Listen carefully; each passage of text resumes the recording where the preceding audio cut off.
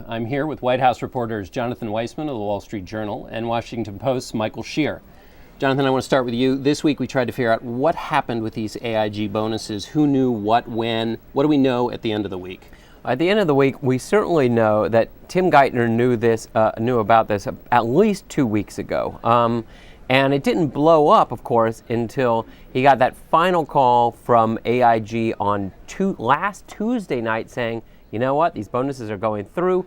He calls back on last Wednesday, to the AIG CEO, Edward Liddy, says, try to stop this now. Liddy calls him back on Friday, says, sorry, we can't stop it.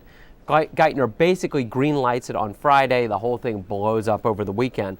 But remember, there was a story in the Wall Street Journal and Bloomberg in early January saying that AIG was going to give $450 million in bonuses to these financial products guys. This was an open secret. Michael, the first reaction from White House officials on Sunday was, our hands are tied. We tried to jawbone them. These bonuses are still going to get paid out. But then suddenly, a couple of days later, it's outrage, which has been the word of the week. What happened, and where are we now at the end of the week in terms of this mess? Right. Well, basically what you had is the White House learned about this on Thursday, just before the bonuses were given out. There was a meeting in the Roosevelt Room on Sunday afternoon, went into Sunday evening. They all talked about this. This is after Sunday morning's expressions of, well, there's not much we can do about it. Clearly, the president didn't think that was good enough and ordered his folks sort of back to the drawing table, said, I want to still explore, I want the lawyers to explore everything there is that we can do. And of course, he went out the next day and jumped on the outrage bandwagon and essentially helped to kind of whip things up some more. Now, it's probably pretty clear that Congress was going to get whipped up anyway, whatever Obama had to say. But you saw the president really not backing down, even as some folks, pundits and others, were saying, look, maybe this isn't so wise to sort of fan the flames of all this. The president said then on Wednesday, look, I people are right to be angry. I don't want to quell the anger. That's right. But some of the anger that he's created is now aimed at his Treasury Secretary. Is Geithner in danger? I think Geithner is in danger. I mean, look, they're not going to let Geithner go now. It would be a disaster. I mean, the whole point is they're trying to bring stability to the markets, and they hardly have anyone at the Treasury Department confirmed already. You think they're going to let the Treasury Secretary go? But these are ticks on the mark. It's weakening Geithner, and the question is, in 6 months, can he still be standing? Can he come out and give a bank bailout plan, given how low his stock is, his personal stock is now? Does he have any credibility to come out and say, here's how we're going to rescue the banks? Well, I'll tell you, the biggest problem he faces is not necessarily his own credibility. If Congress goes ahead, pushes through these bills to tax these bonuses, he's got his whole bank bailout is predicated on public-private partnerships. Hedge funds and private equity firms coming in and sharing the burden of buying up these toxic assets.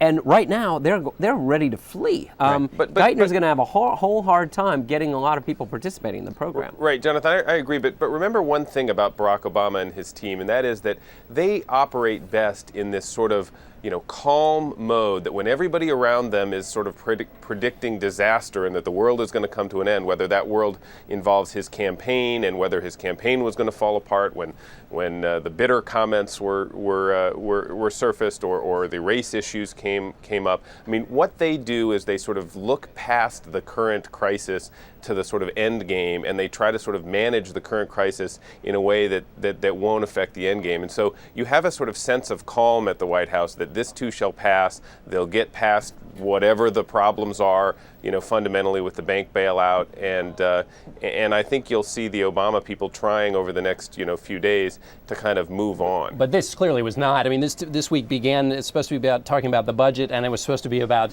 small business tax cuts, and they are way away from that. That's Jonathan, I want to ask you another question. There's also collateral damage here for other people, and Chris Dodd is one of them. You wrote about Dodd this week, the senator who chairs the banking committee. Tell us about what's happening with Dodd and the back and forth between him and the Treasury Secretary. Yeah, this is a horrible, terrible, interesting story in Washington. I mean, Chris Dodd had authored a very stern executive compensation limitation proposal that went into the stimulus bill. There was another executive compensation proposal by Ron Wyden and Olympia Snowe, 2 other senators.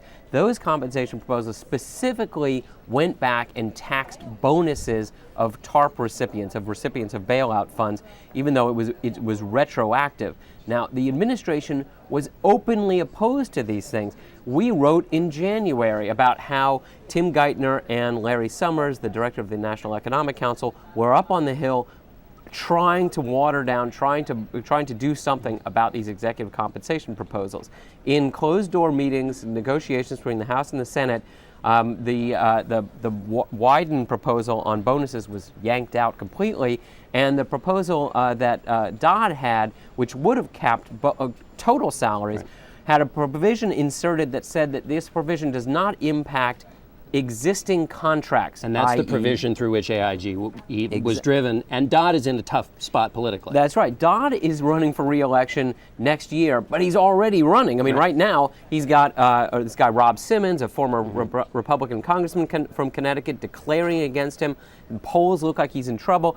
Dodd's left twisting in the wind. He looks like the guy to blame for this. Geithner ultimately had to come out and say, no, actually, we did push him. But he left him swinging for about 2 days with chyrons flashing over the news channels saying Dodd did it, even though Dodd had actually said, I did it at the behest of the Treasury Department. But somehow that never registered. Collateral damage. Jonathan Weisman, thanks very much. Thank Michael you. Shear, thank you very much. Sure.